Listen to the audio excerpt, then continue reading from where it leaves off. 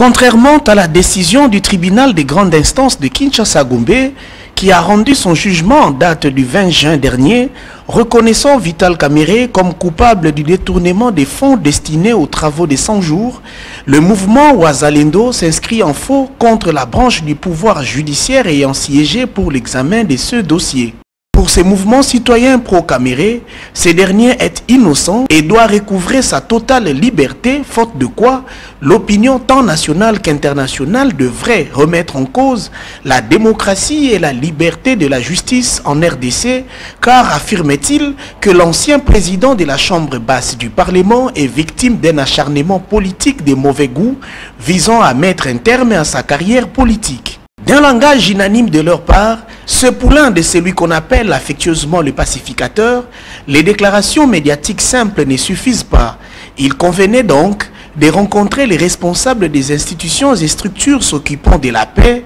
la justice, la démocratie, interne comme externe. Voilà qui justifie les multiples descentes récemment réalisées vers les installations de la MONUSCO, de la CENCO, puis le CENSA, en passant par les ambassades des USA, de la Russie et autres, où ils étaient reçus par différentes personnalités représentant des dites institutions avec un seul et unique objectif: la vérité sur les intentions des ennemis de la République en l'endroit de la personne de Vital Kamerhe, selon eux, innocent et victime de la manipulation politique. À en croire le coordonnateur national de Wazalendo, Christian Niwe, les récentes nominations au sein de l'appareil judiciaire congolais par le président de la République sont pour les pro-Kamerhe une preuve palpable de la complicité entre cet appareil et ceux qui en veulent à l'action politique du président de l'UNC, dont la confrontation avec le ministère public ainsi que la partie civile au procès de 100 jours a accusé l'innocence après la non-application stricte de la formule pièce contre pièce. Pour sa part, le secrétaire général de Wazalendo, Yves Balagizi,